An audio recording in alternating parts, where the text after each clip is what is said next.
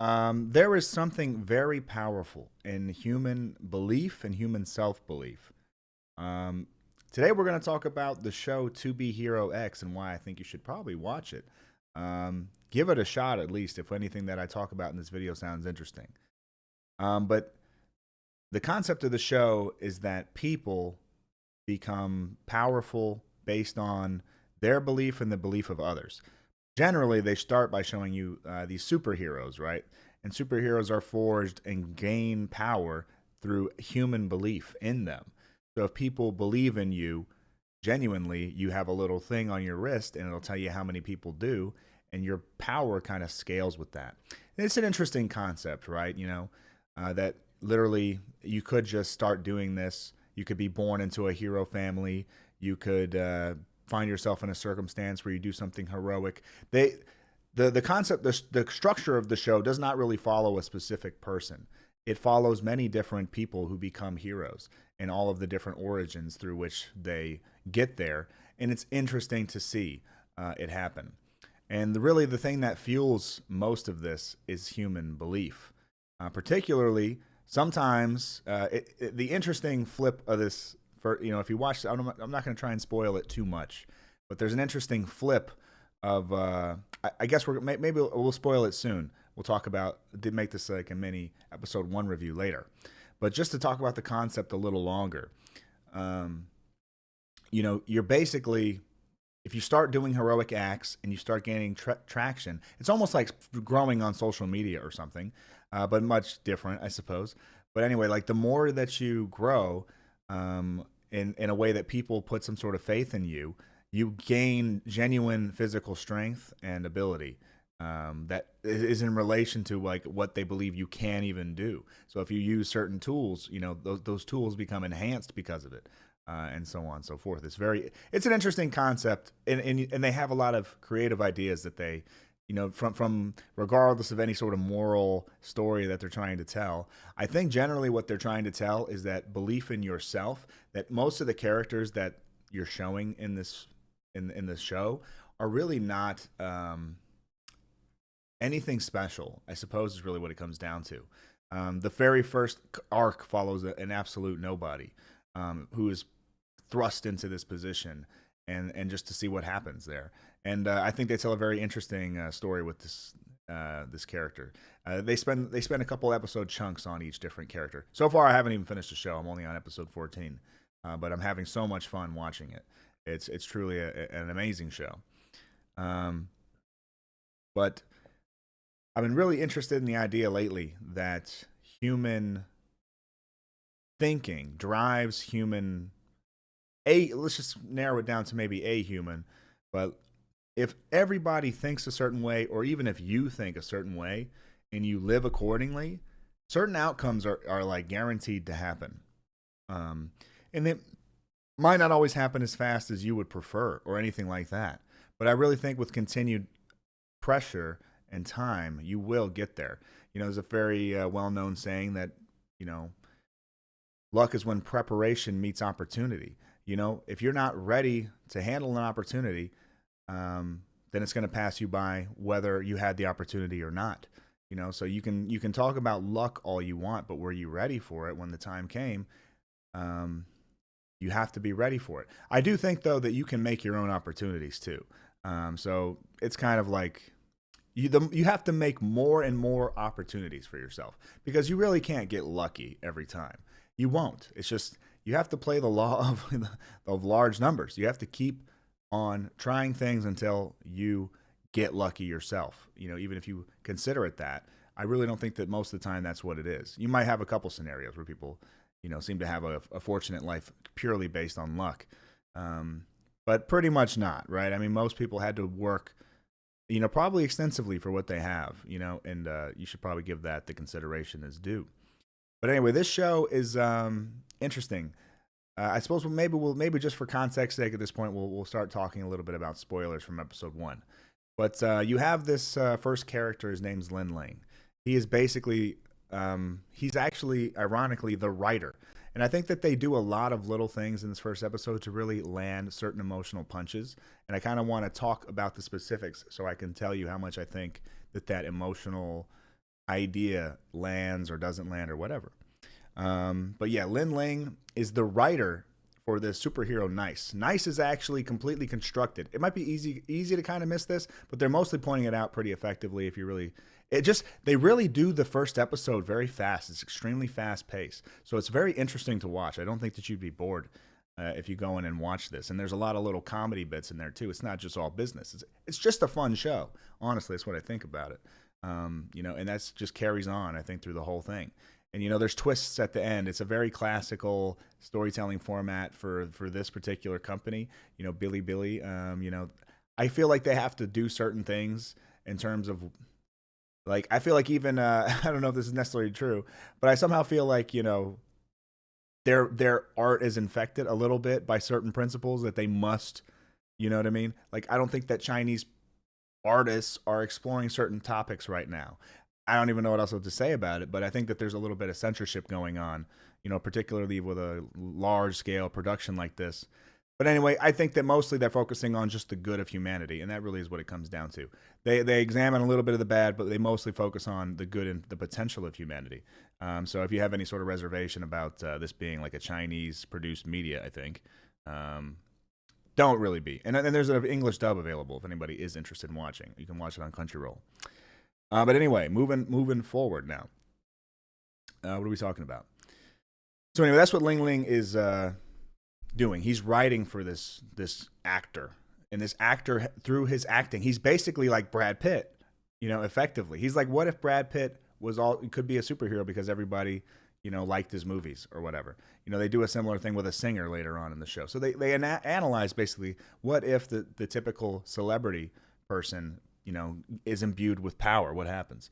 Well, they examine it positive and negative too, I think even. There are certain superheroes who start to do things that are not good because they just have this ability, and so they exploit people. They don't do this until maybe a little later in the show. But but it's not even about just that trust is the thing that fuels it. It's also about belief, because that's what trust is. Belief in somebody that they're going to do the thing that you would want them to do. You're placing your trust in them, that a decision, an agency that you would maybe you somehow have to surrender agency to this person because you trust them. I cannot physically climb the tree to get the kitten down, and therefore I will trust you to be more capable than I to go do that. That's what a superhero does, right? So that's how this universe works. But also, some people have such intense self-belief is one thing, but they don't talk about it very much in this first episode. They also just talk about the raw power of a human emotion. The first villain of this show is Lin Ling, again, the main character guy that you're actually following, who becomes the superhero Nice. For some reason, the character Nice kills himself because maybe he's too rich and famous, he can't handle the pressure. They don't really talk about this. But anyway, there's a terrible death, and then they body swap. And that's how they accomplish how does this nobody become a superhero? And he actually feels the physical effects of all their belief because he's just doing what Nice did. Nice is not Nice. He was just an actor assuming the role. It was completely not an integral character. So somehow he's able to don it like, some sort of, costume. And that's what he does. And because of the way the world works in this particular universe, that is acceptable. He is feeling like Nice. But what is actually limiting him in this scenario, he gets into a fight with his former boss. It's a kind of just a hilarious concept of what could happen in this episode. I don't really want to give you everything, but just know that he's going to get in conflict with his boss. That's the first fight. It's the first fight in the show. And we'll talk about this briefly because maybe it'll let everything hit harder. We're just spoiling this fucking show now, but hopefully you were interested to go and watch this by now. If not, I guess I suck at storytelling. Either way, I probably am pretty bad, honestly. But anyway, so the boss fight is about the boss. And the boss has been putting up with, from his perspective, I don't know if what he's saying is true or not, but he's basically saying, I have a bunch of crappy employees, and I've always hated crappy employees, and so I lean towards firing. He's becoming like a supervillain who really feels some sort of corporate superiority to the people he employs, and he actually takes a lot of personal pride in humiliating them and talking down to them and firing them for little offenses. Like, this is his form of abuse and power control. And you probably do know that somebody out there is actually like that. And so you see that people can find themselves in genuine positions of power. Like this of course does parallel the real world, right? People find power and trust, and and maybe they don't always use the thing that they have in a good way. You know, a person who finds themselves to be a powerful position, a boss, you could be a great leader, or you could kind of be a piece of shit and take advantage of people, use them as your stepping stones. There's so many ways that you can use this in reality, and we do know that people will use it. Anyway, this guy basically is just a super asshole boss. Really, that's all it is. And he doesn't take Lin Ling seriously when he's trying to promote the idea. Lin Ling's trying to spread a very positive message, which is the message of the whole show. And I really think that you would, maybe I'm a little late talking about it, but anyone can be a hero. Think of, Spider-Man Miles Morales, right? That, that first season was very heavy on this idea of anybody can put on the mask of being a hero. But really, the real story is that anybody can take the mask off. And we'll leave it at that. But you can be yourself, and who you are is not a reflection of all these other things. Like if you go with the trends, if you give your takes on the times, if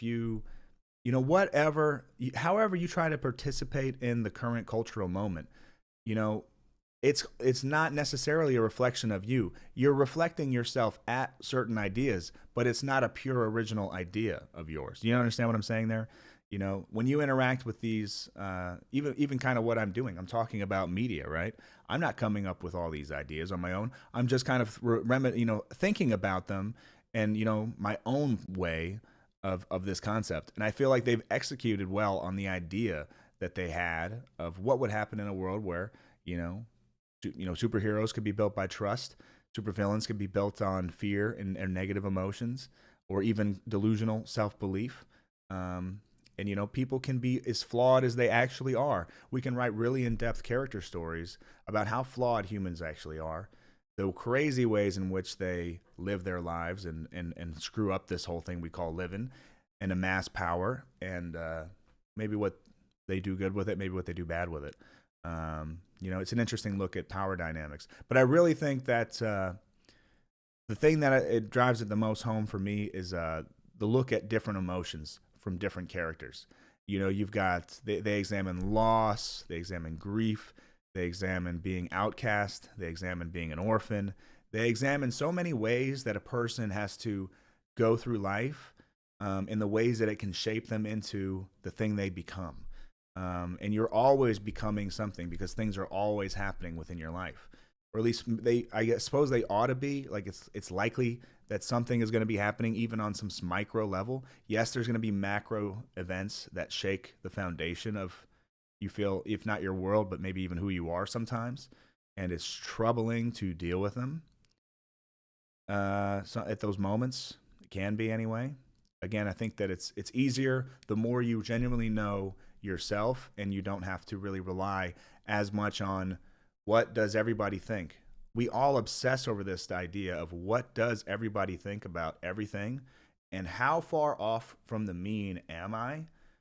I'm talking about one anime here. There's another anime where they kind of analyze this in a fun way too. It's called Saiki K, where one character is basically the strongest person of all time, and there's almost nobody else like him. And he's basically a super empathetic person deep down, but he also kind of hates people because he knows all their thoughts. And these kind of thought experiments are kind of interesting, because I think that if you look at yourself, even in some small way, it's like, what would happen if I was in that position? What is the whole measure of good or evil that I'm capable of? And what am I, and how do I want to improve that if I don't like the answer? You know what I mean? Or how do I embrace my truest self so I can pursue the things that I love the most, and I will get a very fulfilling life out of that. I really think that this is what the show is really trying to tell you, that even this first person, he assumes this position and is suddenly forced to say how he really truly feels. That's one of the tricks of this first episode too, is that there's a lie detector and an examination. Again, there's another character his superpower is basically extreme analytical prowess. He's basically an online internet troll, if I suppose we would put it another way. But he spends all day trying to dig up dirt on people so he can enlighten you about how fucked up and scandalous they all are. It's kind of a petty thing to do. But really, what he is he's extremely intelligent, and he is maybe a little dissatisfied that he is not as high up on this whole ladder as he wants to be. He feels superior to everybody. This is very much a narcissistic type of person. Again, they give a lot of different personalities to all these different heroes. And I really think that it's interesting to just look at different versions of people in power that only a few of them are like Batman like, that people are like, he's doing it for the greater good. Genuinely. There's a couple people like that in the show. And of course they want that to be the resounding message, I think, for like most of the heroes that you're the most likable, most enjoyable, the ones that you root for the most, are doing it for the most valid reasons. Again, I just think that's kind of a little bit to the point of, I suppose it's just what we all want to feel, really, what it comes down to. But I would also say it's a little bit political over there as well. But moving on, I think it's a great look at the idea. And it's just a great catalyst. When you watch this show, I feel like you will spend inevitably a good amount of time thinking about how you'll definitely learn something about yourself when you watch this show. If you were to consider, what if I was to, be put in this position and I had to basically say the truth and then actually everybody thinks that it's great. Because that's kind of what this person experiences. He becomes a real hero because he can be one. He thought that, and that was his marketing campaign. But the truth is that he was absolutely spot on. But it takes a lot of balls and personal growth. Like, this is, again, why was he getting even beat when he still technically had all of the strength of this character, Nice, who's very strong inside of this, hierarchy system. Like, he spawns at a very high level, like right out the gate, and so to speak. But his own self-limitations, self-limiting beliefs are what could prevent him from accessing all that power, and he's starting to get beat by his boss. But he overcomes it when one person actually believes in him, and it's the person he cares the most about. Like, if you had one person that you really cared about, or one person supported you on your journey, you would fight so much harder. You know what I mean? It's a very simple, almost like it's a super shonen, I suppose, type of idea here. If you're like into this media, it's super like no shit, Sherlock, but it's really fun and it's wholesome in a lot of ways. Not that the show is entirely wholesome by any means, but it's just a really fun episode to watch. And there's plenty of it. This is a 24 episode season. Like, they don't make anime like this anymore, I think. Unless you're a free rent or something like this. It just seems like they're not doing it as much. This used to be the standard, bro. I can watch 48 episodes of Clan Anne right now, bro, and I can get my heart broken and tap into some of those human emotions I was talking about. Some of the one, not that all of it does that, but Clan Anne's another like fun show. I don't know what the fuck am I talking about here. Point is, I love talking about these types of things, and these are windows to my own soul. When you reflect in the ideas of a show or the ideas of a game, you can learn a little bit about yourself and self-discovery. I do think it's probably better to just read literature, I suppose, now that I'm looking at some other ways that this tree could have branched out. It's just like, anyway, this is what I do, though. I think that there's value in it. So if you've at all taken interest in To Be Hero X as I've described it, or at least the things that I've reflected on, even though maybe some of it was a little bit incoherent, but I tried. You have to understand, I'm no hero. I'm just a fucking guy talking. But maybe one day I'll grow a cape of my own. Wow, how lame, right?